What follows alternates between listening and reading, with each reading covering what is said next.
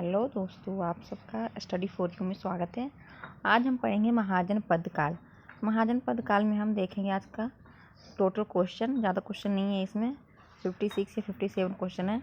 तो आज हम देख लेंगे महाजनपद काल पूरा। तो आज स्टार्ट करते हैं। इससे पहले चैनल को आप सब्सक्राइब कर लीजिए, वीडियो को लाइक कर लीजिए और वीडियो लास्ट तक देखिएगा। और इसमें मैं आपको ट्रिक के जो समझ में नहीं आएगा उसको समझा के और ट्रिक के साथ बताऊँगी कैसे याद करना है। तो आइए हम देखते हैं आज का पहला क्वेश्चन। पहला क्वेश्चन है गंधार। तो गंधार कहाँ पड़ता है? तो गंधार नॉर्थ में पड़ता है, जो तक्षशिला पाकिस्तान के पास में है। तो इसका चारों जगह ये मतलब राजधानी पूछ रहा है। गंधार राज्य है और ये सब राजधानियाँ हैं। तो असुरसेन मथुरा में, सुरसेन की राजधानी मथुरा थी। वत्सय की कौशाम्बी थी और कौशल की श्रावस्ती थी। तो इसका हो जाएगा 4 1 4 1 2 3 4 1 2 3 option number A right answer. Next हमारा क्वेश्चन है, हर्यक वंश के किस शासक को कुणिक कहा गया है? तो कुणिक कहा गया है अजातशत्रु को। Option number C right answer. किस शासक ने गंगा और सोन नदियों के संगम में पाटलिपुत्र नामक नगर बसाया था? तो उदयन। उदयन ने सोन और गंगा नदी के संगम में पाटलिपुत्र नगर बसाया और उसे अपनी राजधानी भी बनाई। तो उदयन इसका राइट आंसर हो जाएगा। पाटलिपुत्र नगर भी उदयन ने ही बसाया था। शिशुनाग वंश का वह कौन सा शासक था जिसके समय में वैशाली में द्वितीय बौद्ध संगीति का आयोजन किया गया? उसे कर्ण ककवर्ण के नाम से भी जाना जाता है। तो कालाशोक। जो हमारा बौद्ध संगीति हुआ था वो 4 हुआ था। तो हम इसे ऐसे याद कर सकते हैं, रब पाक। रब मतलब पहला हुआ राजगीर में, दूसरा वैशाली में, तीसरा पाटलिपुत्र और चौथा कुंभग्राम में हुआ था। और पहला जब बुद्ध भगवान मार गए थे तो अजातशत्रु ने पहला बौद्ध संगीत करवाया था और दूसरा कराया था कालाशोक ने, तीसरा अशोक ने और चौथा कनिष्क ने। तो पहला तो अजातशत्रु मृत्यु के बाद उनकी करवाया था बौद्ध संगीति, दूसरा कालाशोक के बाद अशोक, ऐसे याद कर सकते हैं। 100 साल के बाद क्या था, फिर कालाशोक, फिर अशोक और चौथा कनिष्क के शासनकाल में हुआ था। 323 ईसा पूर्व में सिकंदर महान की मृत्यु हुई थी। सिकंदर जो महान था वो कहाँ, उसकी मृत्यु कहाँ हुई थी? बेबीलोन में हो गई थी। Option number B right answer. Sikandar की मृत्यु बेबीलोन में हुई थी। सिकंदर महान एवं पोरस से पुरु की सेनाओं से निम्नलिखित किस नदी के सामने टोटल प्रभाव पड़ा डाला था? बोल रहे सिकंदर और पोरस की जो लड़ाई हुई थी वो किस नदी के किनारे हुई थी? तो झेलम नदी के किनारे। इसे विदिशा भी कहते हैं, विदिशा नदी। झेलम और विदिशा नदी दोनों में से कोई भी ऑप्शन होगा मार दीजिएगा। तो झेलम को विदिशा कहते हैं और इसे हाइड्रो स्पीच की भी लड़ाई कहते हैं। तो इसका option number B right answer हो जाएगा। झेलम नदी किनारे सिकंदर और पोरस की लड़ाई हुई थी। किस प्रकार का मृतभांडों ने मिट्टी की बर्तन। पोट्री भारत में द्वितीय नगरीकरण और शहरीकरण के प्रारंभ का प्रतीक माना गया है। जो उत्तरी काले पॉलिशकृत बर्तन है उसे पॉलिशकृत जो बर्तन है उसे हम द्वितीय नगरीकरण और शहरीकरण का प्रारंभ का प्रतीक मानते हैं। अब क्वेश्चन नंबर 8 हमारा है, पाली ग्रंथ में गांव के मुखिया को क्या कहा गया है? तो जो पाली ग्रंथ है उसमें गांव के मुखिया को भोजक या ग्राम भोजक कहते हैं। Option number B. उज्जैन का प्राचीन नाम क्या था? तो उज्जैन का प्राचीन नाम था अवंतिका। अवंतिका को ही उज्जैन अब कहते हैं। नंद वंश का संस्थापक कौन था? तो महापद्म नंद नंद वंश का संस्थापक था और अंतिम नंद वंश का राजा था घनानंद। और इसी के टाइम में सिकंदर महान भारत पर आक्रमण किया था। ग्रीक यूनानी लेखकों के द्वारा अग्रमिज या जेंड्रमिज किसे कहा गया है? जो अग्रमिज और जेंड्रमिज कहा गया है वो हमारे धनानंद को ही कहा गया, घनानंद को। कहीं कहीं धनानंद कहीं घनानंद लिखा होगा, तो इन्हीं को अग्रमिज या जेंड्रमिज कहा गया है। धनानंद ने ही अब कौटिल्य को गुस्सा दिला दिया था, जो उन्होंने अपनी प्रतिज्ञा की थी कि हम एक अच्छे राजा की स्थापना करेंगे, और वो चंद्रगुप्त मौर्य को बनाते हैं और चंद्रगुप्त मौर्य वंश की स्थापना करवाते हैं कौटिल्य। तो प्राचीन भारत में पहला विदेशी आक्रमण किसके द्वारा किया गया था? जो प्राचीन भारत में पहला विदेशी आक्रमण हुआ था भारत में, वो ईरानियों द्वारा हुआ था, और दूसरा हुआ था यूनानियों द्वारा विश्व में। प्राचीन भारत में दूसरा विदेशी आक्रमण एवं पहला यूरोपीय आक्रमण किसके द्वारा? पहला प्राचीन आक्रमण तो हुआ ईरानियों द्वारा, लेकिन दूसरा विदेशी आक्रमण हुआ तो यूनानियों द्वारा हुआ। यूरोपियों का पहला आक्रमण था। ऑप्शन में इसका बी हो जाएगा। ईरान के अखमनी वंश के किस शासक ने भारतीय भूभाग को जीतने के बाद उसे फारस साम्राज्य का 20वां प्रांत बना लिया? जो ईरान का अखमनी वंश था, उसने भारत के जो भाग जीते थे उसे क्या किया? फारस का 20वां प्रांत बना लिया था। तो वो कौन था? वो डेरियस या दायरबाहु फर्स्ट था। इसका हो जाएगा ऑप्शन नंबर बी। हाइडेस्पिस या विदिशा आधुनिक नाम जिसका झेलम है का युद्ध 326 ईस्वी में, मतलब ईसा पूर्व, किन किन शासकों के बीच हुआ? तो वही सिकंदर और पोरस की लड़ाई, जिसे हम हाइडेस्पिस या विदिशा की लड़ाई कहते हैं, जो झेलम नदी के किनारे हुई थी। तो इसका ऑप्शन नंबर ए हो जाएगा। सिकंदर ने भारत पर कब आक्रमण किया? तो सिकंदर ने 326 ईसा पूर्व भारत में आक्रमण किया। ये ईस्वी है, ये ध्यान रखिएगा, ईसा पूर्व होगा। और ये 323 में उनकी शायद मृत्यु हो जाती है, और ये भी ईस्वी है। अब है शासक और उसके वंश का नाम। तो बिंबिसार किस वंश से था? तो हर्यक वंश से। कालाशोक किस वंश से था? शिशुनाग वंश से। महापद्मनंद नंद वंश का संस्थापक था, और बिंदुसार चंद्रगुप्त मौर्य का बेटा था, तो मौर्य वंश से। इसका हो जाएगा 1 2 4 3। 1 2 4 3 देख लेते हैं। 1 2 4 3 हो जाएगा हमारा बी। अब है महाजनपद और आधुनिक क्षेत्र। तो जो मगध है वो अभी कहाँ है? पटना व गया जिले के पास है। वत्स कहाँ है? तो वत्स है अवध में, नहीं सॉरी, वत्स है इलाहाबाद में। कौशल अवध में, और अवंती मालवा में। इसका 1 2 3 4 ऑप्शन नंबर ए। मगध की प्रथम राजधानी कौन सी थी? तो मगध की राजधानी थी गिरिजविज। गिरिजवंश को ही फिर राजगीर नाम दिया गया। तो पहली थी गिरिजवंश, फिर इसका नाम राजगीर रखा गया, फिर उसके बाद पाटलिपुत्र राजधानी बनी। और फिर वैशाली भी, कालाशोक ने वैशाली को राजधानी बनाया था। तो इसका हो जाएगा सी राइट आंसर। पहली राजधानी पूछा तो राजगीर हो जाएगा गिरिजवंश।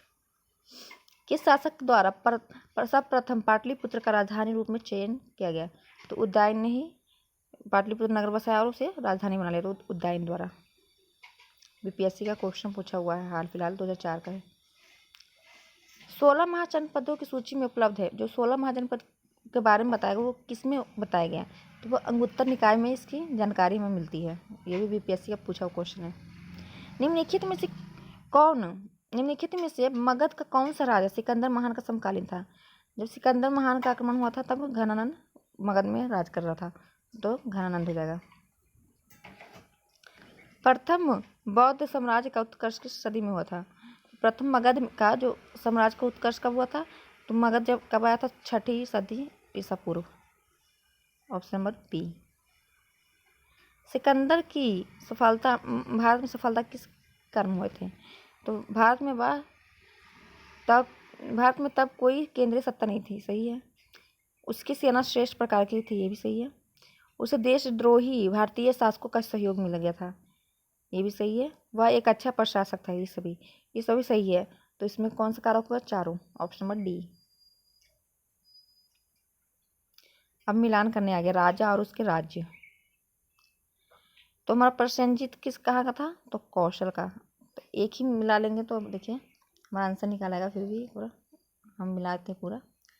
जैसे कि हमें एक का इसमें से एक का पता कि प्रसेनजीत कहाँ का था? 4। तो इसमें देखना है सी का 4 कहाँ, तो इसमें तो और कहीं तो है नहीं, तो यही होना चाहिए आंसर। और एक का क्या हुआ? प्रगवत अवंती का। 3 उदयन मगध में राज कर वत्स का था, सॉरी मगध का नहीं, वत्स का पहले था। अजातशत्रु मगध का। तो इसका ऑप्शन नंबर सी हो जाएगा। 3 2 4 1। अभिलेखीय साक्ष्य से प्रकट होता है कि नंद राजा के आदेश से एक नहर खोदी गई थी। जो अभिलेख में लिखा हुआ है कि नंद राजा ने कलिंग में एक नहर खुदवाई थी, तो इसका हो जाएगा कलिंग। कलिंग उड़ीसा में पड़ता है।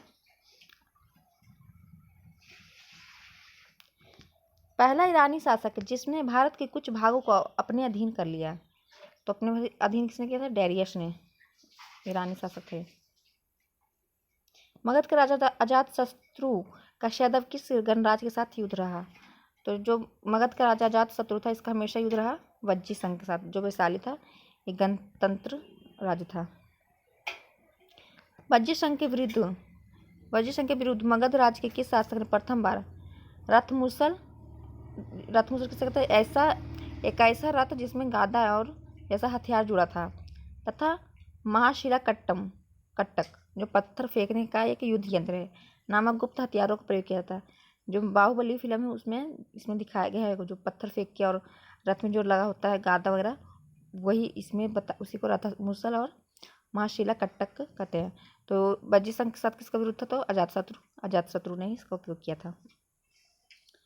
नंद वंश का अंतिम शासक कौन था? तो घनानंद अंतिम शासक था और महापद्म नंद संस्थापक था। इसको चंद्रगुप्त मौर्य ने हरा दिया था और मौर्य वंश की स्थापना की थी। भारत में सिक्कों का, मुद्रा का या प्रचलन कब आया? 600 ईसा पूर्व से ही मुद्रा का भारत में प्रचलन है। निम्न राजाओं पर विचार कीजिए। इसे पूछा कि इसमें से कौन बुद्ध के समकालीन थे? तो अजातशत्रु उनकी मृत्यु के बाद बौद्ध संगीत आए थे, तो ये तो उनके समकालीन थे। बिंदुसार चंद्रगुप्त का मौर्य का बेटा था, तो अजातशत्रु हरेक वंश से, तो ये चंद्रगुप्त मौर्य तो बाद में आया धनानंद के बाद, तो ये नहीं हो जाएगा। प्रसेनजित भी था, जे थे बुद्ध के समकालीन, तो अजातशत्रु प्रसेनजित दोनों, ऑप्शन नंबर सी 1-3 हो जाएगा। 6ठी सदी ईसा पूर्व के दौरान बड़े राज्य के उदय का मुख्य कारण क्या था? तो उत्तर प्रदेश और बिहार में व्यापक पैमाने पर लोहे का उपयोग था। इसका यही राइट आंसर हो जाएगा, ये सही बात है। मगध सम्राट बिंबिसार ने अपने राज्य वैद्य जीवक को किस राज्य की राजा की चिकित्सा के लिए भेजा था? जो बिंबिसार था उसने अपने राज्य वैद्य जीवक को भेजा था, अवंती राज्य के राज्य में भेज दिया था। किस शासक ने अवंती को जीतकर मगध का हिस्सा बना लिया? तो बिंबिसार का जो बेटा था अजातशत्रु, उसने क्या किया था? अवंती को जीतकर हिस्सा बना लिया था। बिंबिसार तो इसका मित्र ही था, जिसने अपने जीवक को भेजा था राजवैद्य को। किस मगध सम्राट ने अंग का विलय अपने राज्य में मिला लिया था? तो अंग को किसने मिला लिया था? तो शिशुनाग ने।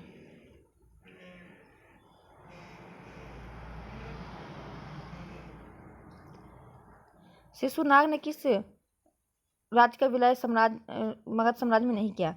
तो शिशुनाग अवंती तो जीत लिया था, वत्स भी जीत लिया था, ये दोनों शिशुनाग ने जीत लिए थे और इसे मगध में मिला लिया था, लेकिन काशी जो है ये नहीं जीत पाया था। काशी को किसने जीता? अजातशत्रु ने। तो इसका हो जाएगा सी राइट आंसर। काशी और लिच्छवनी को विलय मगध साम्राज्य में किसने किया था? तो काशी और लिच्छवनी को जीतकर अजातशत्रु ने अपने मगध राज्य में विलय कर लिया था, ऑप्शन नंबर इसका बी हो जाएगा। मगध साम्राज्य के बारे में कौन सा सही नहीं है? तो पुराणों एवं महाकाव्यों के अनुसार इसकी स्थापना बृहदृष्ट ने की थी, ये सही है। महापद्म नंद ने इसे सर्वाधिक विस्तार प्रदान किया तथा सर्वसाक्षात्मक क्षत्रिय का अंत करने वाला एवं एक राज की उपाधि धारण की, ये भी सही है। गिरिवज जो उसके बाद राजगीर उसका नाम पड़ा, राजगीर, पाटलिपुत्र और वैशाली, उदयन पाटलिपुत्र उसकी राजधानी बनाई और कालाशोक ने विशाली को, इसकी 4 राजधानियाँ बनी, ये सही है। तो इसमें क्या बोल रहा है? सही नहीं है, तो इसमें से कोई आंसर नहीं हो जाएगा, ऑप्शन नंबर डी राइट हो जाएगा। इसका आंसर होगा डी। सिकंदर के आक्रमण के समय उत्तर भारत में निम्नलिखित में से किस राजवंश का शासक था? तो वही नंदवंश था, घनानंद। निम्नलिखित में से कौन सा एक ईसा पूर्व 6ठी सदी ईसा पूर्व में प्रारंभ में भारत का सर्वाधिक शक्तिशाली नगर बना था? तो 6ठी ईसा पूर्व में सबसे ज्यादा शक्तिशाली कौन बन गया था? तो मगध।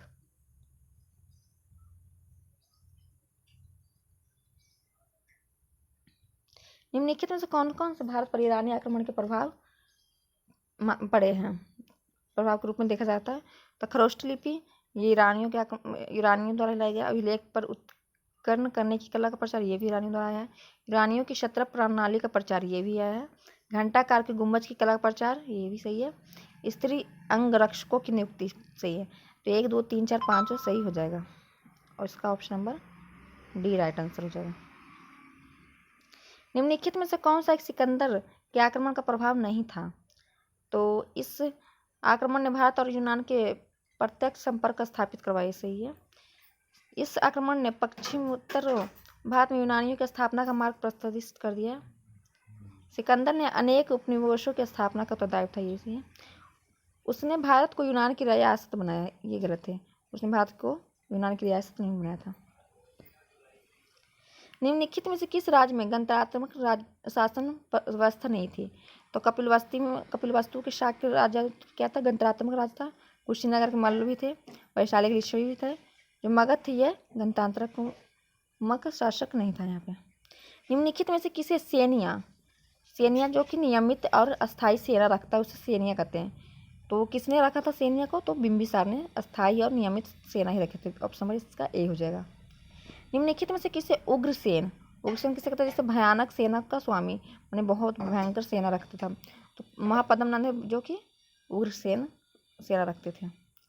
डेरियस दायरवायु ने 516 ईसा पूर्व में सिंध के तटवर्ती भूभाग को जीतकर उसे ईरान का विश्वा क्षत्रपी प्रांत बनाया। उससे कितना राजस्व कर प्राप्त होता था? तो 360 टैनल्ट। निम्नलिखित में से कौन सिकंदर के साथ भारत आने वाला इतिहासकार नहीं था? तो निकियासत आया था, एनासिक्रिटियस भी आया था, एरिस्टोबुलस भी आया था, हेरोडोटस नहीं आया था। ऑप्शन नंबर इसका यही हो जाएगा डी राइट आंसर। महाजनपद काल में श्रेणियों में संचालक को कहा जाता है। जो महाजनपद काल था उसमें श्रेणी संचालक जो करता था उसे कहा जाता था श्रेष्ठन कहा जाता था। गृहपति का अर्थ क्या है? तो धनी किसान। गृहपति का अर्थ है धनी किसान। अब हमारा थोड़ा ही क्वेश्चन आ गया 2-4। अष्टकुलक मिलान करना। अष्टकुलक किसे कहते थे? तो परामर्शदायी सांसद थी उसे अष्टकुलक कहा जाता था। और जो उच्च कोटि के अधिकारी थे उसे महापात्र कहते थे। बलि साधक जो किसानों के कर जो वसूलने वाला अधिकारी था उसे बलि साधक कहते थे। और शैलिक या शुल्क अध्यक्ष शिल्पियों एवं व्यापारियों के शुल्क या चुंगी वसूलने वाला अधिकारी था। इसका 1 2 3 4 हो जाएगा ए राइट आंसर। मगध के किस प्रारंभिक शासक ने राज्यारोहण के लिए अपने पिता की हत्या की एवं इसी कारणवश अपने पुत्र द्वारा मारा गया? जो अजातशत्रु था इसने अपने पिता बिंबिसार की हत्या कर दी और इसका बेटा था उदयन ने अजातशत्रु को हत्या कर दी। तो इसका राइट आंसर बी हो जाएगा।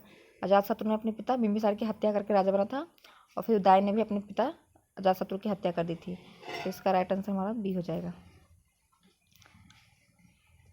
ये इसका बेटा था और ये इसका बेटा था, इसका दादा। विश्व का पहला गणतंत्र वैशाली में से किसके द्वारा स्थापित किया गया था? तो मौर्य वंश तो गणतंत्र नहीं था, नंद भी नहीं था, गुप्त भी नहीं था, लिक्ष्मणी हो जाएगा। लिक्ष्मणी क्या था? गणतंत्र वैशाली राज्य का स्थापित किया था। अब फिर से मिलान करना आ गया है। तो कुरु महाजनपद है और राजधानी, तो कुरु की राजधानी इंद्रप्रस्थ थी। पंचाल की हो जाएगी हमारा, पंचाल की हो जाएगी अहिच्छत्र, कौशल की कौशाम्बी, वत्स की नहीं कौशल की साकेत जो कि श्रावस्ती भी कहते हैं, वत्स की कौशाम्बी। तो इसका हमारा हो जाएगा कुरु का 4, पंचाल का 3, कौशल का 1 और वत्स का कौशल का संख्या हमारा वत्स का 2। तो 4 3 1 2 किसमें है? 4 3 1 2 बी। निम्न में से कौन एक बौद्ध ग्रंथ 16 महाजनपद का उल्लेख करता है? तो ऐसा कौन सा बौद्ध ग्रंथ है जिसमें 16 महाजनपदों के बारे में बताया गया? तो अकुंतर निकाय। Option number A. 6ठी शताब्दी ईसा पूर्व का मत्स्य महाजनपद स्थित है। जो मत्स्य महाजनपद कहाँ स्थित है? तो राजस्थान में। Option number B. निम्नलिखित में से किस एक नदी को पहले विदिशा नाम से जाना जाता है? अब विदिशा की लड़ाई सिकंदरपुर के लिए फेमस है। तो झेलम नदी के किनारे हुई थी, तो झेलम को विदिशा नदी भी कहते हैं। और हमारा महाजनपद काल राज्य समाप्त हो गया। ये हमारा आंसर है। अगर आपको कोई क्वेश्चन में डाउट हो तो आंसर मिला लीजिएगा। और मेरे चैनल को सब्सक्राइब कीजिएगा, लाइक कीजिएगा वीडियो को और शेयर भी कीजिएगा, और शेयर करके उससे सब्सक्राइब करने भी भूलिएगा। चैनल को सपोर्ट कीजिएगा gas. Thank you so much. और नेक्स्ट हम पढ़ेंगे धार्मिक आंदोलन। तो नेक्स्ट वीडियो हमारा रहेगा धार्मिक आंदोलन 6ठी शताब्दी ईसा पूर्व से 4थी शताब्दी ईसा पूर्व के। तो ठीक है, so bye, thank you so much.